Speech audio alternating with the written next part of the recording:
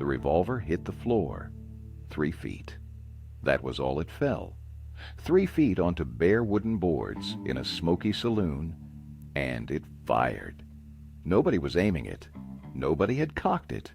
Nobody wanted it to go off. It just did. Because that was the reality of carrying a loaded firearm in the American West. It was not a symbol of power and confidence.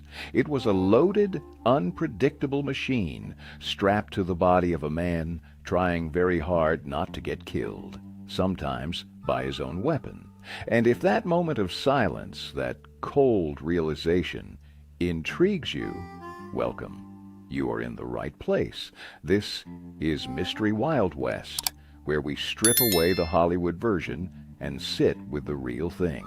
If you appreciate history told the way it actually was, uncomfortable, uncertain, and true, make sure you are subscribed. There is a lot more where this is coming from. Now, let us talk about guns in the Wild West, not the fantasy, the reality.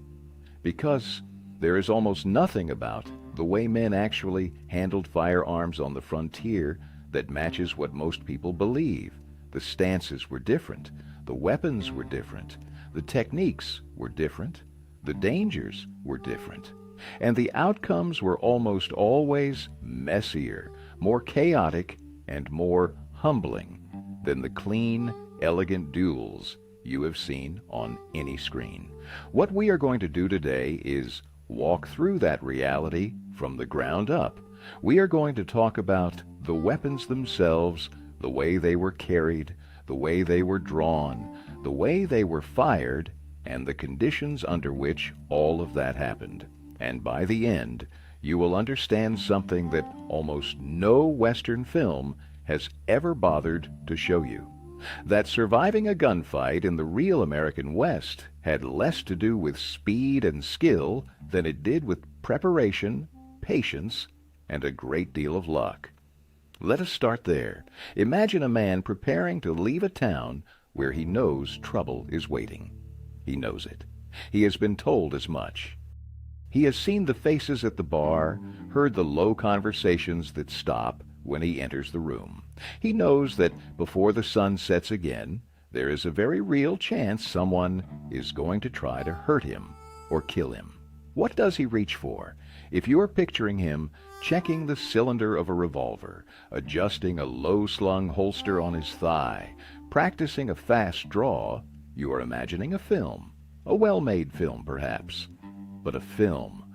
What that man actually reaches for is a long gun, a rifle, a shotgun, a lever-action repeater, or a double-barreled 10-gauge loaded with buckshot. Something with length, something with weight, something with power.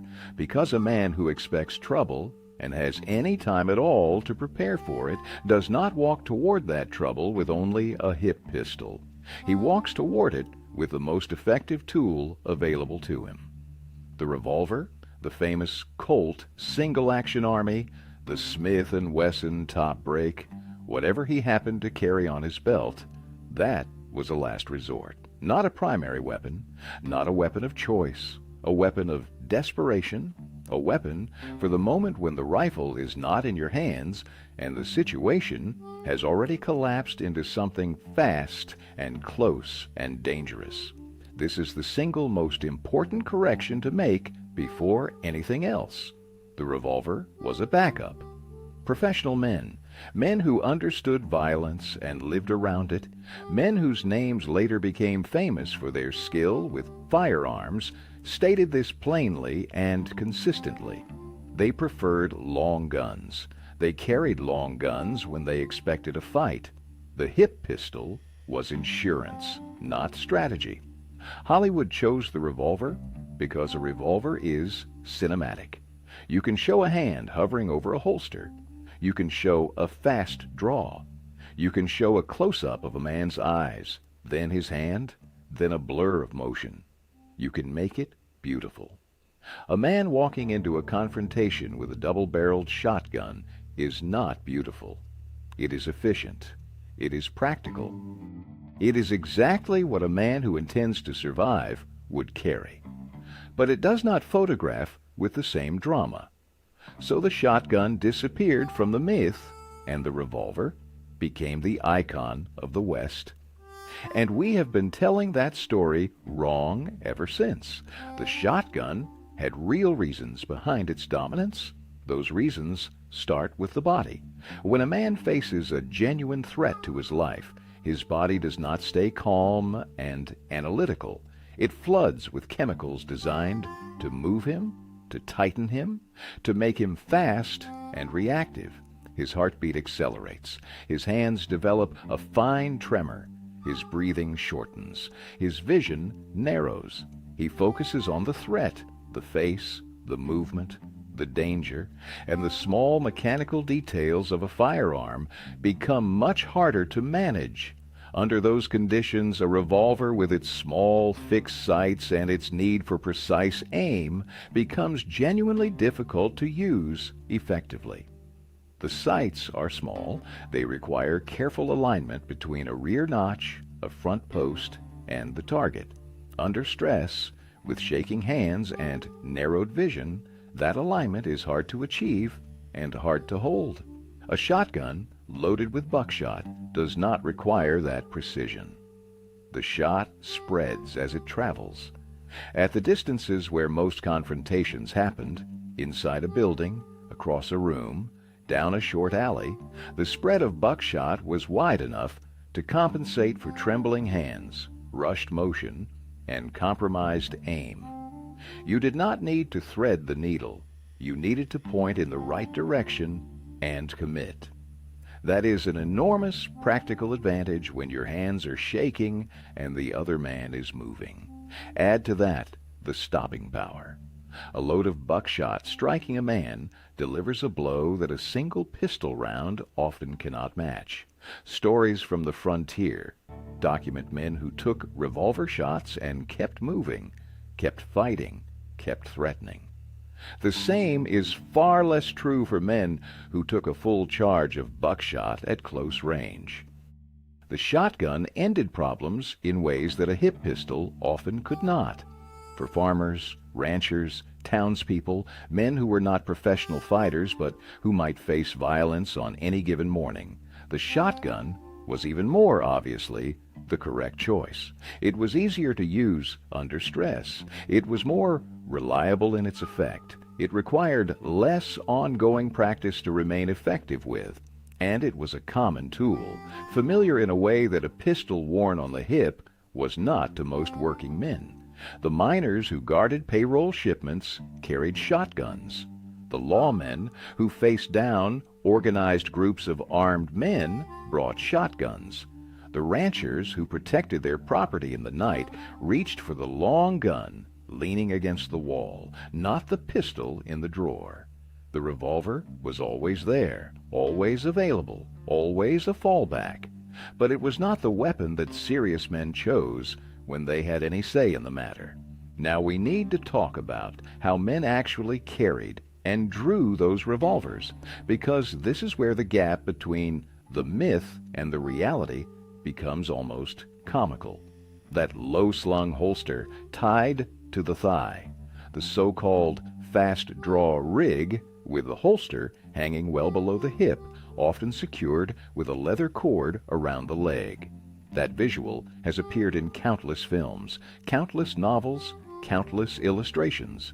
It is perhaps the single most recognizable piece of the Hollywood gunfighter image. It was invented in the 1950s by costume designers, not in the 1870s, not on the frontier, not by lawmen or outlaws or anyone who ever needed to actually draw a revolver in a hurry. In the 1950s, by people designing outfits for actors to wear in front of cameras. Men on the actual frontier carried their revolvers high.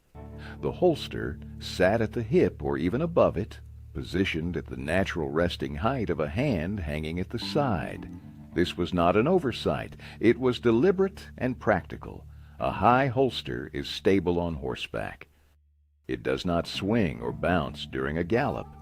It does not work loose over the hours of a long ride.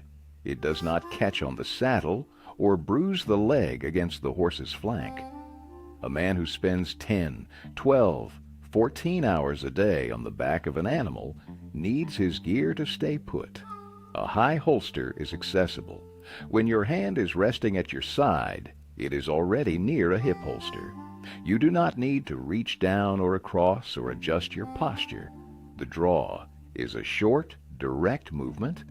A low-slung thigh holster requires reaching down and slightly across the body. It requires a longer draw stroke. It requires more movement, which takes more time, which is the opposite of what the designers claimed it was meant to achieve. The low holster looks fast on camera because of camera angles. The shot can show both the actor's hand and the holster simultaneously. It creates a visual line the eye can follow easily. It photographs well. That is its only advantage. On a real working horse, in a real working day, it was a liability, which is why actual frontiermen did not use it. There's another carrying preference that surprises people who are used to the film version. Many experienced men on the frontier carried their revolvers in what is called a cross draw. That means the holster was positioned on the opposite hip from the shooting hand, with the butt of the weapon facing forward rather than backward. To draw, the hand crossed the body, gripped the revolver from the front, and pulled it out. This sounds slower and more awkward than a same-side draw. And standing up, walking around, it often was. But seated on a horse, seated in a saddle for hours at a time, the cross-draw became faster and more natural than the same-side alternative. The body's position in the saddle, the angle of the hips, the height of the arm relative to the belt, all of these factors shifted the geometry in ways that made reaching across the body feel instinctive. A man who spent most of his working life mounted on a horse thought about the draw from a saddle, not from a standing position on a dusty street. That is where he would actually need to use the weapon, riding, pursued, turning in the saddle, trying to manage a frightened horse and a loaded revolver simultaneously. The cross draw fit that reality better than the same side hip draw that looks natural in a movie, and it is a small reminder that nearly every real practice of the era was shaped by horses, by the hours spent on them, by the demands of managing them, by the fact that a man's relationship with his horse was the most important practical relationship in his working life. Once the weapon was drawn, how did a man actually shoot it? This is where the story gets interesting in ways most people do not expect. The standard technique for pistol shooting through most of the 19th century was one-handed. One hand on the weapon, the other hand kept clear. The shooting arm was extended forward, often fully extended or close to it, with the body turned to present a narrower profile to the threat. This was not stubbornness or tradition for its own sake. There were real, mechanical reasons behind it, and understanding those reasons changes how you see almost everything about frontier gunfighting. The revolvers of the 1860s, 70s, and 80s, the guns actually used on the frontier, had a design feature that made two-handed shooting genuinely dangerous. Between the front face of the cylinder and the rear end of the barrel, there was a small gap. This gap existed because the cylinder rotates. It has to clear the barrel to turn, and that clearance space was simply part of how the mechanism worked. Every time the weapon fired, gas escaped from that gap. Not a little gas, a jet of superheated high-pressure gas, carrying burning particles of powder, sometimes carrying small fragments of lead. This jet was forceful and extremely hot. If your supporting hand was gripping the weapon in the way a modern two-handed grip positions it, fingers wrapping under or around the cylinder area, that hand was directly in the path of that gas jet. The documented injuries in period military and law enforcement records include severe burns to the fingers, partial amputations, and in some cases damage significant enough to end a man's ability to work. This was not a rare or unlucky event. It happened consistently whenever someone put their hand too close to that gap and fired, and military records show it happened often enough to be well documented and well understood. Keeping the supporting hand well clear of the weapon was not just tradition or cultural preference. It was the sensible response to a real, documented hazard. One hand on the weapon, the other hand kept safely away. The two-handed grip, the braced stances that modern shooters train with, these did not become standard practice in American law enforcement until the 1950s and 60s. By that point, modern revolvers had better sealed mechanisms and the danger had been reduced. But for the men of the frontier, shooting one-handed was both the cultural norm and the mechanically sound choice. There is something else about that one-handed stance worth understanding: the body position that accompanied it. When experienced men of the era prepared to fire, they did not face their opponent squarely. They turned their body sideways. The shooting shoulder was forward, the other shoulder pulled back, the body presenting its narrowest profile to the threat. This was directly inherited from dueling traditions. European dueling conventions, which had been practiced for generations before the American West existed, specified exactly this stance for exactly this reason. A human body viewed from the front is wide. A human body viewed from the side is roughly half as wide. In a situation where both men were armed and the contest was about who could hit whom first, reducing your profile was a meaningful advantage. Frontier men were not dueling in the formal European sense, but the logic was identical. If a man is trying to shoot you, giving him less to aim at increases your odds of walking away. The sideways stance accomplished that. You can sometimes see this in period photographs of lawmen and competitive shooters from the era. They stand in what looks like a stiff, stylized pose, angled, shooting arm extended, head turned to look along the arm at the target. It looks theatrical to modern eyes. But they were not posing for drama. They were demonstrating exactly what they would do in a real confrontation. Now, the sights. Here is something that will feel completely backwards if your understanding of shooting comes from modern training, from sport shooting, from any contemporary firearm instruction. Most experienced frontier gunfighters did not use their sights in close-quarters situations. At the distances where the vast majority of actual confrontations occurred, inside buildings, across rooms, in narrow corridors, at distances of 5 to 15 feet, trained shooters used a technique called point shooting, or instinctive shooting. They did not align the sights. They pointed the weapon the way you point a finger, using the body's natural directional sense to guide the barrel toward the target, and they fired. This sounds reckless. It sounds imprecise. But there are real reasons behind it, rooted in how the human body works under stress. Under genuine mortal danger, the visual system narrows. The threat becomes the focus. The brain locks on the thing that is dangerous, the man across the room, his hands, his movements, and detail attention shrinks. The small front sight post at the end of a gun barrel is not where your eyes naturally go in that moment. Your eyes go to the threat. Additionally, the sights on revolvers of that era were not easy to use quickly, even under calm conditions. They were small, fixed, and low contrast. Under stress, with a fine tremor in the hands and vision tunneled toward the man who is trying to kill you, acquiring those sights and holding the necessary alignment was not realistic for most people in most situations. What replaced formal sighted fire was a deeply practiced physical skill.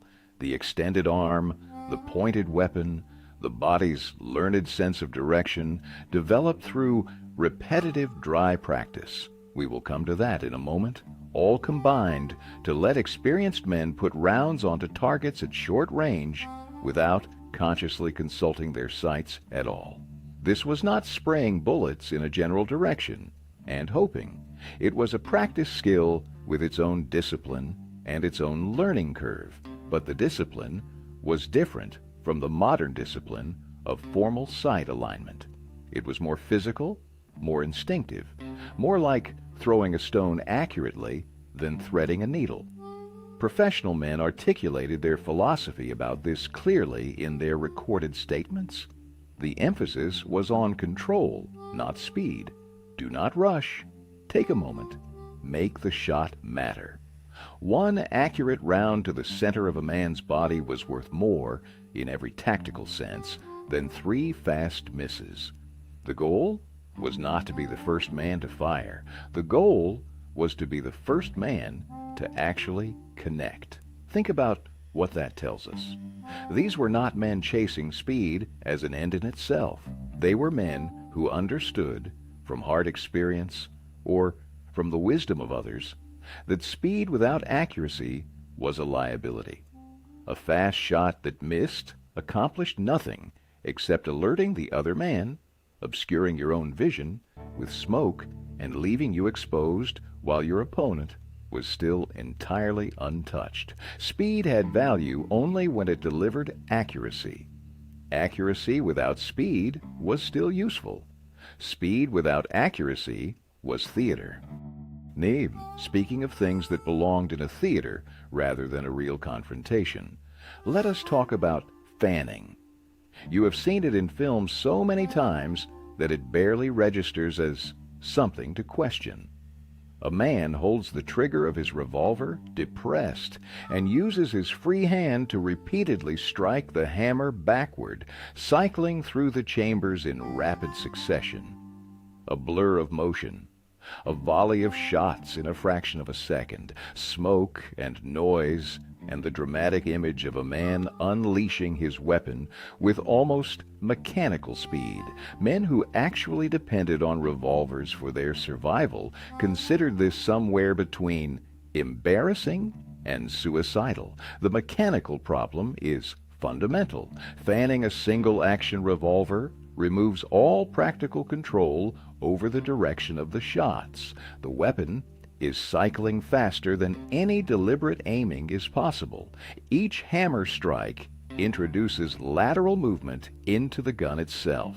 The barrel is moving, the cylinder is rotating.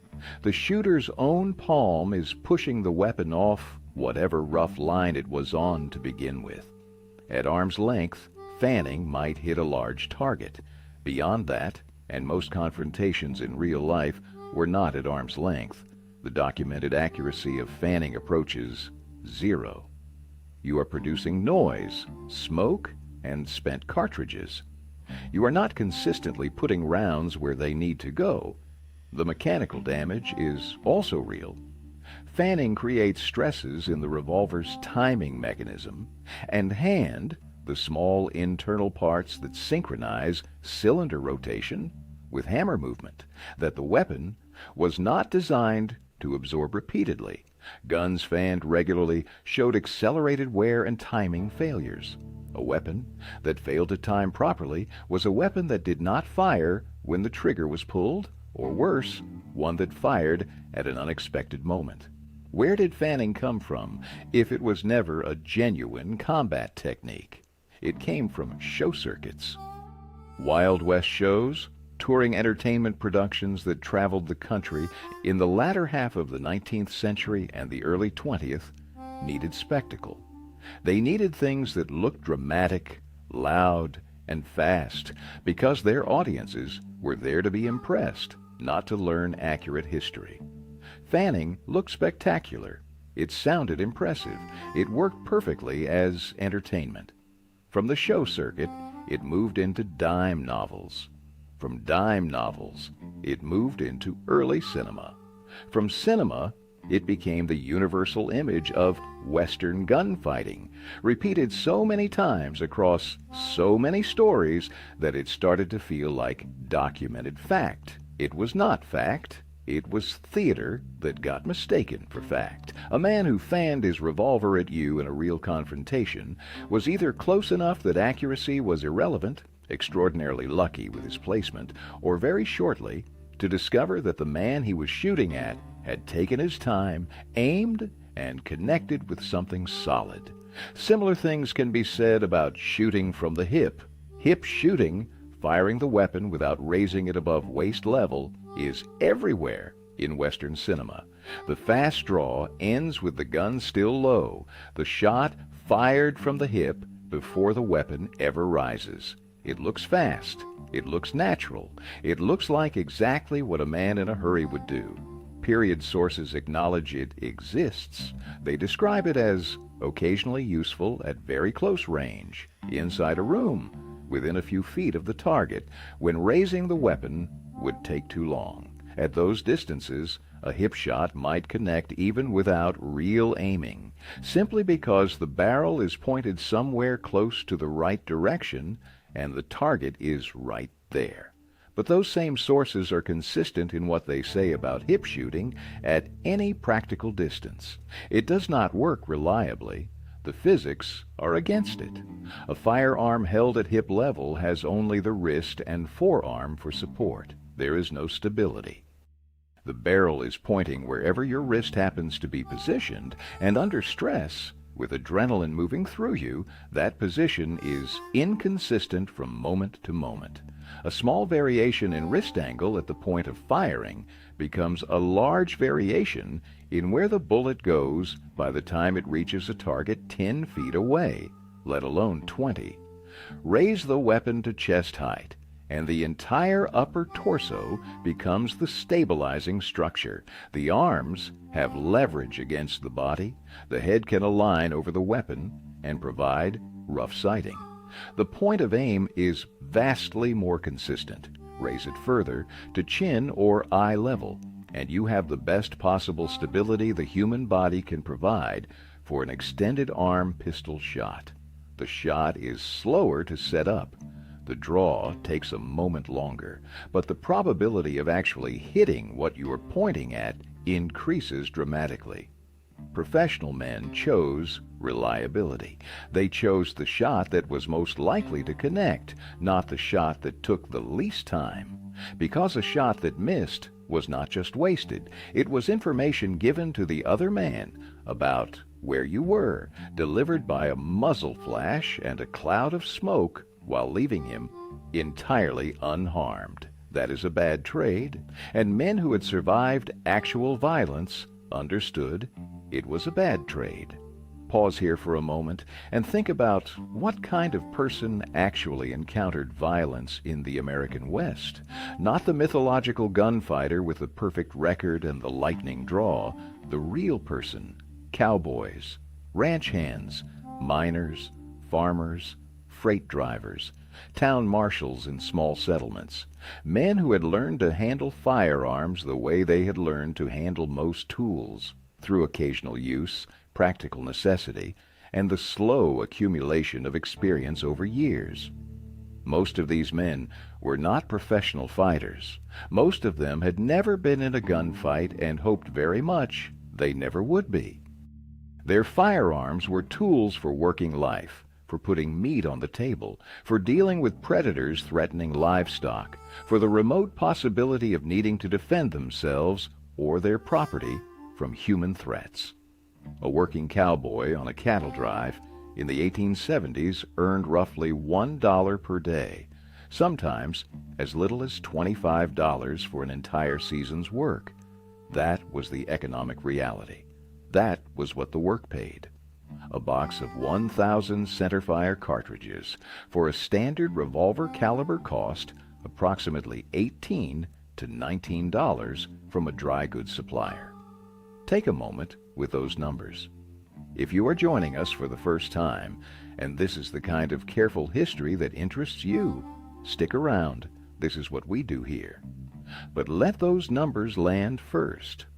1,000 rounds cost between 18 and 19 days of wages. Not one day, not a week.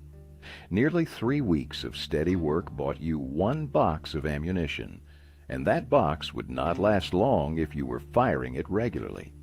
Under those conditions, the idea of standing at a makeshift range and running through dozens of rounds to stay sharp, the way a modern shooter might train, was not something most frontier men could afford. It was financially equivalent to burning weeks of their wages for the pleasure of making noise. What men did instead was dry firing. They practiced with an empty weapon. They drew it, cocked it, aimed it, pressed the trigger over and over hundreds of times in the quiet of the evening or the early morning.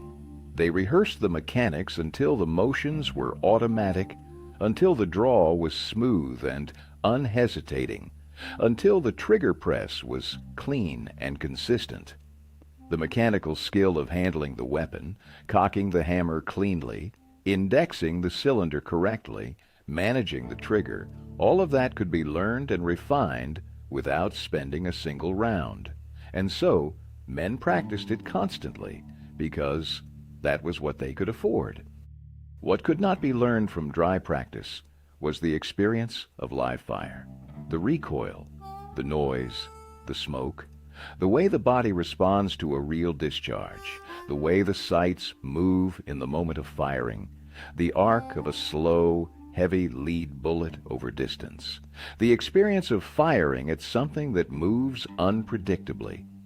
And most critically, none of it could replicate the experience of firing at a person who is trying to do the same thing to you.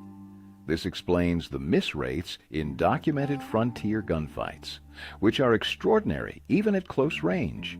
Men who had solid reputations for their skill with firearms, men who could draw cleanly and handle a weapon competently, missed their intended targets in actual confrontations at rates that seem almost impossible to explain through marksmanship alone. The explanation is that they had practiced the mechanics of shooting far more than the act of shooting. They were prepared in every way except the most important way, the experience of doing the real thing under real conditions when everything was moving and loud and the consequences were absolute. Live fire is what reveals the difference between knowing how to shoot and being able to shoot under pressure. And live fire was something most frontier men could rarely afford to practice. There is one more dimension to the economic reality that shapes the whole picture of frontier gunfighting, and it connects to something most modern people have never thought about at all. The firearms of the frontier were not loaded with the kind of propellant used in modern ammunition. Modern cartridges use smokeless powder, a clean burning propellant that produces very little visible smoke when it ignites. Every firearm on the frontier, every revolver, every rifle, every shotgun used black powder. Black powder burns dirty. When it ignites, it produces a large volume of thick, heavy smoke that is white to yellowish gray in color, acrid in smell, and slow to disperse. Not a thin wisp of smoke, not a subtle haze, a heavy cloud that hangs in the air. For a single shot fired outdoors on a calm day, the smoke drifts away within a few seconds and presents no lasting problem. But that is not where most serious confrontations happened. They happened inside buildings, in saloons with low ceilings and no ventilation, in hotel corridors with closed doors at either end, in the narrow spaces between buildings in a town where walls on both sides trapped air and smoke alike, in cabins and storerooms and stable interiors. In those enclosed spaces, black powder smoke transformed the tactical environment in ways that cannot be overstated. The first shot fired in any enclosed space produced a substantial cloud that partially obscured both the shooter and the target. The second shot added to that cloud. By the third and fourth exchange, participants in a real gunfight were not shooting at clear targets. They were shooting at shapes, at movement, at the location where a muzzle flash had briefly appeared, at sound, Contemporary accounts of real, documented gunfights from the era describe exactly this.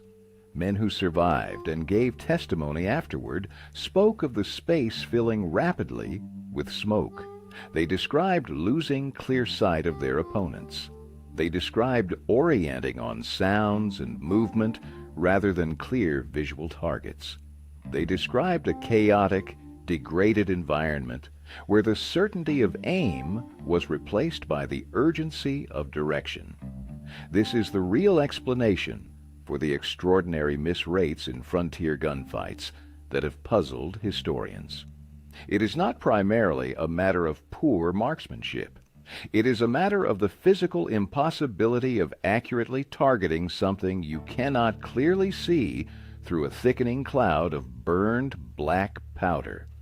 Men in those situations were not failing to aim. They had nothing to clearly aim at. Understanding black powder smoke also illuminates something that experienced frontiermen emphasized repeatedly, and which sounds almost paradoxical when you first hear it. They consistently emphasized the tactical importance of not rushing the first shot, not because they were calm or unhurried, not because speed was unimportant, but because the first shot held advantages that no subsequent shot in that exchange would have. Before anyone fired, both men had clear visibility. The air was clean. The targets were defined. The first man to fire had the clearest possible sight picture he was going to have in that confrontation. Every shot after the first degraded visibility, the smoke his own weapon produced hung in front of his eyes, between him and the target, slightly obscuring what he needed to see. A fast shot that missed accomplished several bad things simultaneously. It wasted the only moment of clear visibility. It produced smoke in front of the shooter's own eyes, making the follow-up shot harder to aim. It produced a muzzle flash and a smoke cloud that marked the shooter's exact position for the other man, useful intelligence delivered freely while achieving nothing. A slow, controlled, accurate first shot accomplished the opposite of all of that. It used the clean air productively. It produced smoke after the round was already away, after the damage was done, rather than before. It gave the opponent nothing except the consequence of a well-placed bullet. This is why the most experienced men of the era articulated what sounds like counterintuitive advice. Take your time. Be deliberate. Do not rush. They were not being philosophical. They were describing an understanding of the real conditions in which a gunfight occurred. Conditions where the first accurate shot was worth more than 3 fast misses in every possible way. Black powder created another problem that is almost never mentioned in popular accounts of the Wild West. It left residue. Every firing of a black powder weapon deposited a thick, tarry buildup inside the barrel, the cylinder, and the mechanical action. This fouling was sticky and viscous when fresh. As it cooled and dried, it hardened into something closer to varnish. In the joints and close tolerances of a revolver's mechanism, the cylinder gap, the timing surfaces, the hand that advanced the cylinder, this buildup accumulated quickly. After approximately 20 to 30 rounds without cleaning, the fouling in the cylinder gap became thick enough to affect the rotation of the cylinder. Turning it required noticeably more force. After 50 rounds, some weapons would cease to function at all. The mechanism would simply bind, unable to advance the cylinder or cock the hammer, because every moving part was caked in hardened black powder residue. This is not a minor inconvenience in the context of frontier violence. This means that a weapon that was fired and not cleaned was a weapon that was becoming less reliable with every shot. A man who carried a dirty revolver was carrying a device that might fail to function at the worst possible moment. Serious men on the frontier spent more time cleaning their weapons than firing them. The cleaning ritual, disassembly, wiping the bore and cylinder, clearing the action, oiling the moving parts. Reassembly was not optional maintenance. It was required work, done regularly, done carefully, done because a clean revolver was the difference between a functional tool and a heavy piece of useless metal. The image of a gunfighter burning through dozens of rounds in an extended battle, never pausing, never stopping, firing and firing in the dramatic way the cinema loves. That image has a fundamental problem. By the time a real frontier revolver had been fired that many rounds without cleaning, the mechanism would be struggling badly or failing entirely. The extended gunfight, dramatic and relentless, was a cinematic convenience. In reality, weapons needed maintenance. Men who fought sustained engagements cleaned their firearms between periods of fire whenever the situation allowed, because a weapon that had been run hard without cleaning was a weapon that might fail you when everything depended on it. Now we come to something that most people have never thought about in relation to the Wild West, even people who know the history reasonably well. The loaded revolver was, in certain circumstances, a hazard to the man carrying it, not just to anyone he aimed it at. This was not a metaphorical or philosophical hazard. It was a specific, documented, mechanical reality of how those weapons were designed. The revolvers of the frontier era, the Colt Single Action Army being the most widespread, had what is called a hammer-mounted firing pin. The striker that hit the primer of the cartridge was attached directly to the hammer. When the hammer was resting in its forward position, that firing pin was in direct contact with the primer of whatever cartridge was seated in the chamber, aligned with the barrel.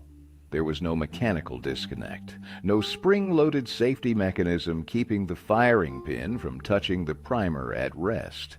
The firing pin and the primer were simply touching. The practical consequence of this design was straightforward and sobering. If the hammer received a sufficiently sharp impact from the weapon falling and striking a hard surface, from a bump against a saddle horn, from the revolver being knocked against something in a tumble, it could fire. Not might fire, theoretically. It did fire. The documented record of accidental discharges from this exact mechanism includes incidents involving well-known figures of the era, as well as countless ordinary men recorded in military quartermaster records, law enforcement logs, and hospital accounts. Soldiers wounded by their own sidearms after falling. Lawmen whose weapons discharged when struck against a doorframe. Working men whose revolvers fell from holsters and fired on impact with the floor. This was known. It was understood. It was part of the daily reality of carrying one of these weapons. And the solution that experienced men developed was elegant in its simplicity. You did not load all 6 chambers. You loaded 5. The loading ritual was specific and deliberately careful. You loaded the first chamber, skipped the next, loaded 4 more, then lowered the hammer gently onto the empty chamber. With the hammer resting on an empty chamber, there was no primer for the firing pin to strike. A fall, an impact, a hard bump, none of it could cause a discharge, because there was nothing to discharge. 6-shot revolver, 5 rounds, 1 empty chamber under the hammer. The phrase 5 beans in the wheel was not colorful Western slang for its own sake. It was a safety procedure, a simple, reliable, learned behavior that kept men from being shot by their own sidearms. Men who understood how the weapon worked and cared about remaining alive followed it consistently and without thinking about it, because thinking about it was no longer necessary once it became habit. There was a feature on the Single Action Army called the half-cock notch. This was an intermediate position of the hammer, partway back, locked in a notch, intended as a mechanical safety. It kept the hammer slightly raised, the firing pin clear of the primer. It should have solved the problem. Experienced men largely did not trust it. The half-cocked notch was a small, delicately machined feature in a weapon that was operated under rough conditions in dusty, cold, wet environments. The notch could fail. It could be knocked out of engagement by a sharp impact. It provided a sense of security that was, in real field conditions, not entirely warranted. The empty chamber was simpler. It was completely passive. It required no mechanical part to remain in engagement, no notch to hold under stress. The chamber was empty. The firing pin had nothing to strike. The weapon couldn't fire through that chamber regardless of what happened to it. 5 beans, not 6, and the one you left out was the most important round of all. Step back and hold all of this together for a moment. Because when you put these pieces side by side, you see a picture of gunfighting on the frontier that is almost entirely different from what most people carry in their heads. A man on the frontier who might face violence on any given day began with a preference for a long gun, something longer, heavier, more powerful than a hip pistol, something that compensated for trembling hands and the degraded shooting conditions that a real confrontation produced. If he carried a revolver, he carried it in a high holster at his hip, positioned for stability on horseback and for easy access by a hand at rest, or perhaps a cross-draw, angled for the geometry of a man seated in the saddle for hours at a time. He loaded 5 rounds, not 6. The empty chamber rested under the hammer. This was not carelessness. It was the most important safety habit he had. He shot one-handed, the other hand kept carefully away from the cylinder gap where gas escaped with each firing. The body turned sideways, presenting less of itself to the threat. He did not use his sights in close quarters. He pointed the weapon, using practiced instinct rather than mechanical alignment, because under real stress the sights were nearly impossible to use and the distances were short. He did not fan the hammer. He did not shoot from the hip unless the other man was so close that nothing else was possible. He took his time with the first shot because the first shot was the only shot he would have with clean air and a clear target. He practiced drawing and handling the weapon constantly because that was what he could afford. He practiced live fire rarely because the ammunition cost him weeks of wages per 1,000 rounds. He cleaned his weapon carefully and often because black powder fouling could render it useless within a few dozen rounds, and a weapon that did not function was worse than no weapon at all. And when a real confrontation happened, when it collapsed from threat to violence in the space of a heartbeat, he faced a cloud of acrid smoke that thickened with each exchange, targets that became shadows and movement rather than clear forms, and the deep uncertainty that comes from knowing that everything he was doing had been practiced without the one element that changes everything, another armed man who was doing the same thing back at him. The men who made reputations for themselves in these confrontations were not superhuman. They were not faster than everyone else, or more accurate, or possessed of some gift that separated them from ordinary men in a clear and measurable way. What separated the men who survived from the men who did not was usually a combination of simpler things. Preparation. The habit of readiness, keeping the weapon clean and reliable, loading it correctly, maintaining the muscle memory of the draw through daily practice. Patience. The discipline not to rush when rushing would hurt more than help. Positioning. The instinct to choose ground carefully, to stand where you were harder to see and easier to act from. And experience. The hard, irreplaceable education of having been in difficult situations before and having absorbed what those situations taught. None of these things are cinematic. You cannot build a 2-minute scene around a man carefully cleaning his revolver every evening. You cannot make an audience's pulse race by showing him practicing his draw slowly and deliberately in the lamplight of a cold cabin. You cannot sell a poster with the image of a man loading 5 rounds out of 6 because of a mechanical safety concern he understands well. But those things were real. They were the actual substance of what kept men alive in a time and place where violence was a genuine possibility in daily life, and where the tools for dealing with it were expensive, imperfect, and occasionally as dangerous to the man carrying them as to anyone else. Think about the saloon. Because the saloon is the setting for almost every film gunfight, and understanding what a saloon actually was changes the way you picture everything that happened inside one. A frontier saloon was a low, dense, usually poorly lit room. The ceiling was often not much higher than a tall man's reach. The air was thick with tobacco smoke and the smell of spilled whiskey and unwashed bodies.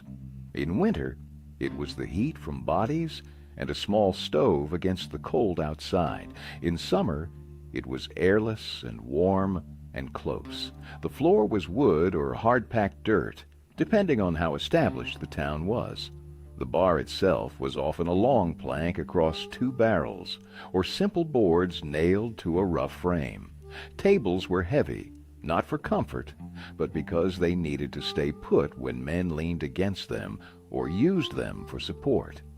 Chairs were mismatched, acquired wherever the proprietor had found them.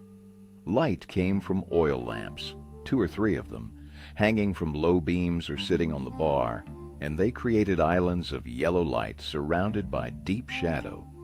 A man in the corner of a saloon at night was largely invisible to a man at the door. Now introduce black powder smoke into that room.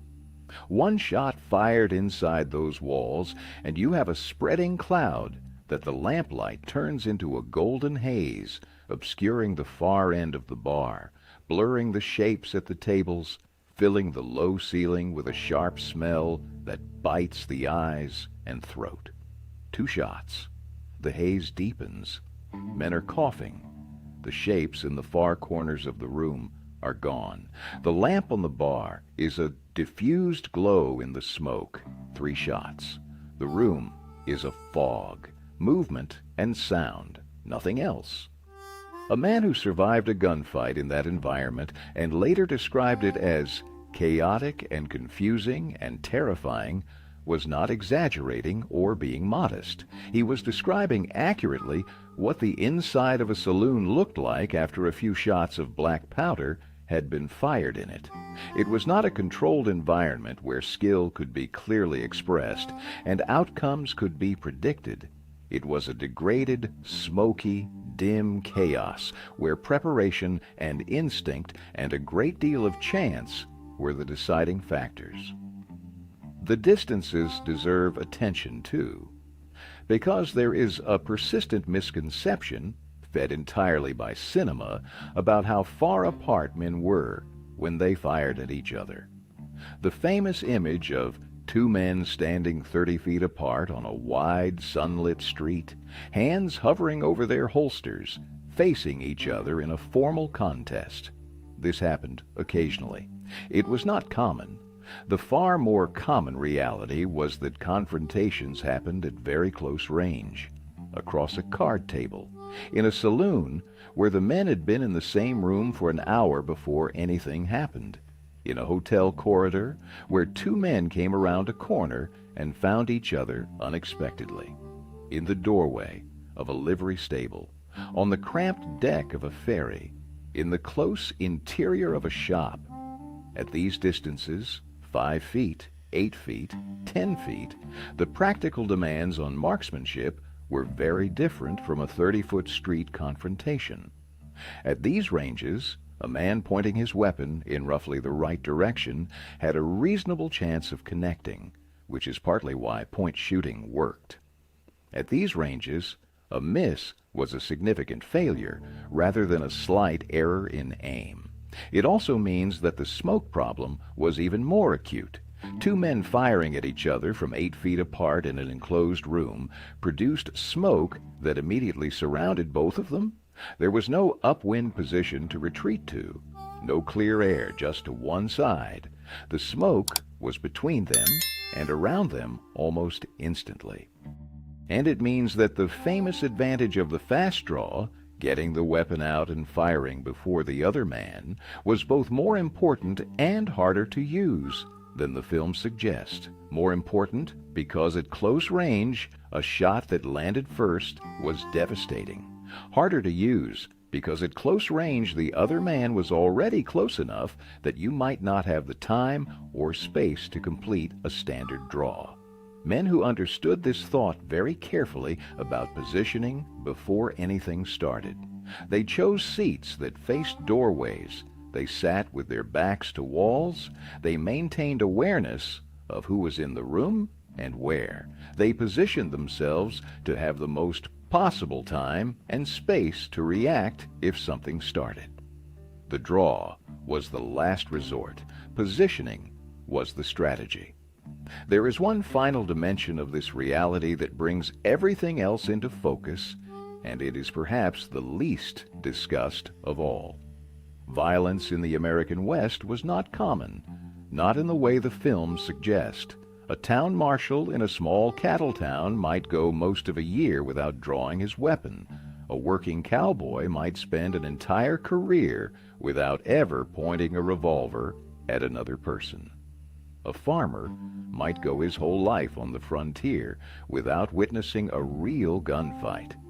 The famous violent events, the shootings, the standoffs, the confrontations that became legends were notable partly because they were unusual.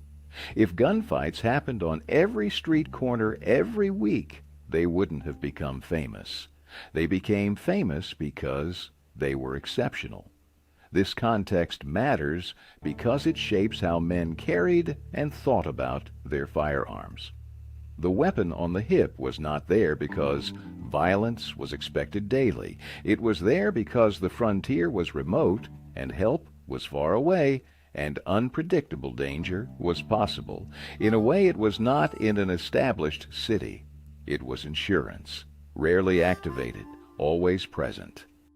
The men who wore revolvers every day were not men who expected to use them every day. They were men who knew that the day they needed one and did not have it was a day they were not prepared for, so they carried, and they maintained, and they practiced the mechanics, and they hoped, most of them, that the practice would never become necessary in earnest. When it did become necessary, when the day arrived that transformed all of that preparation into an actual situation with real stakes, it was not clean, it was not elegant, it was close and smoky and chaotic and frightening, and it ended quickly, and the men who walked out of it often could not explain exactly what had happened or why they were the ones still standing. The horse plays through all of this in ways that are easy to overlook. The horse was not just transportation. The horse was the primary working tool of the frontier. A man without a good horse was a man whose mobility was severely limited, whose ability to work was compromised, and whose options in any dangerous situation were narrowed considerably. The relationship between a working man and his horse was practical in a way that is hard to appreciate in an era of automobiles and paved roads. Horses are also large, powerful, and frightened by sudden loud noises. A gunshot, especially a black powder gunshot, which was significantly louder than modern ammunition and produced a much larger flash and smoke cloud, was terrifying to horses. A horse that had not been trained to tolerate gunfire would respond to a shot by bolting, rearing, or attempting to dislodge its rider by any means available to it. A horse that bolted at a gunshot was, at that moment, no longer a tool. It was a large, frightened animal, running in whatever direction it chose, Men who spent their working lives on horseback understood this. They thought about what their horse would do if a shot was fired. They trained horses to be calmer around the sound of firearms when possible. They considered the state of their horse as one of the tactical variables in any dangerous situation. A mounted man who drew and fired a revolver risked setting off his own horse. A man whose horse bolted while he was in the middle of a confrontation was suddenly dealing with two problems at once: the immediate threat and the animal under him, doing its best to go somewhere else entirely. This is another reason why the long gun, particularly the rifle, was preferred for anticipated engagements. A rifle fired from a standing position, away from the horse and with the animal held or tied at a distance, removed the horse from the tactical equation. The problem was contained. The horse was not part of it. The hip revolver, drawn while mounted, fired in the saddle, required managing a frightened, moving animal while attempting to aim and fire a single-handed weapon. It was possible. Men did it. But it was significantly harder than any stable shooting position on the ground, and the results reflected that difficulty. We have covered a great deal of ground in this narration, and if you have been listening carefully, you have probably noticed a pattern in everything we have discussed. Every real detail of frontier gunfighting points in the same direction: toward patience, toward preparation, toward the quiet, unglamorous work of maintaining tools, developing habits, and thinking carefully about conditions before a crisis arrived. The men who handled these situations well were not primarily fast. They were primarily ready. They knew their weapon thoroughly, its feel, its weight, its tendency to pull slightly one way or another under recoil. They knew its limitations because those limitations were well documented in painful ways by men who had not known them. They had developed smooth, unhesitating handling through repetitive dry practice in the evenings when ammunition was too expensive to burn. They thought about positioning before the weapon was ever drawn. They chose the corner table with the view of the door. They noted exits. They watched men's hands when the conversation turned tense. They tried to give trouble nowhere to develop, and when it developed anyway, they tried to be the one who was already thinking clearly when it started. None of that is a myth. None of it is cinema. All of it is the quiet, careful, unglamorous reality of men trying to manage a dangerous world with imperfect tools and incomplete information. The mythology gave us the gunfighter as a figure of almost supernatural ability, the fast draw, the precise shot, the cool nerve under pressure. The reality gave us something more interesting and more human. A man with a loaded, imperfect, occasionally dangerous tool in a smoky, poorly lit room, trying very hard to do a difficult thing correctly while everything around him was wrong. That man is not a legend. He is recognizable. He is, in some ways, all of us, making do with what is available, in conditions that are never quite as controlled as we would like, hoping that preparation and patience and some measure of luck are enough to get through what is coming. That is the real story behind the gun and the smoke and the men who carried both through the American West. Not the image on the film poster, not the fast draw, the low holster, the fanning hammer, the hip shot. Those were always entertainment. They were always performance. They were the West made beautiful and clean and dramatic for an audience that wanted a story rather than a record. The record is more honest and more interesting. The record gives us men who preferred shotguns to revolvers, who carried 5 rounds in a 6-shot cylinder, who cleaned their weapons every evening like a man oils a good saddle, who practiced drawing an empty gun in the dark because they couldn't afford the ammunition to do it with a loaded one, it gives us the smoke. The heavy, hanging, acrid cloud that transformed every enclosed gunfight into something close and chaotic and poorly aimed. The cloud that explains the miss rates, explains the chaos of the documented accounts, explains why survivors often could not say exactly what had happened or in what order. It gives us the real danger, not just from the man across the room, but from the weapon in the hand, the one that could go off when it fell, the one that needed to rest on an empty chamber because the design of the firing pin made carrying it fully loaded genuinely reckless. And it gives us the economics, the 18-day box of ammunition, the dry practice, the gap between mechanical skill and live fire experience that opened up in every real confrontation and swallowed whatever confidence a man had carried into it. If you have been here for all of it, and we hope you have, because every part of it matters to the whole picture, then you now carry something that the mythology never gave you, the actual weight of what it was like to handle a firearm in the American West. Not the fantasy, not the romance, the real thing in all its imperfect, smoky, expensive, uncertain, occasionally self-injuring reality. That is the only version of history worth carrying. And here at Mystery Wild West, it is the only version we are interested in telling.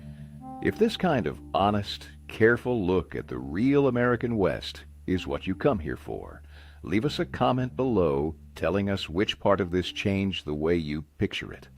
Was it the smoke? The cost of ammunition? The empty chamber under the hammer? Something else entirely? We read those comments. They shape what we make next. Subscribe if you have not already. There is a great deal more of the real West left to uncover, and it is almost always stranger and more honest and more interesting than the version that made it onto the screen. We will see you in the next one.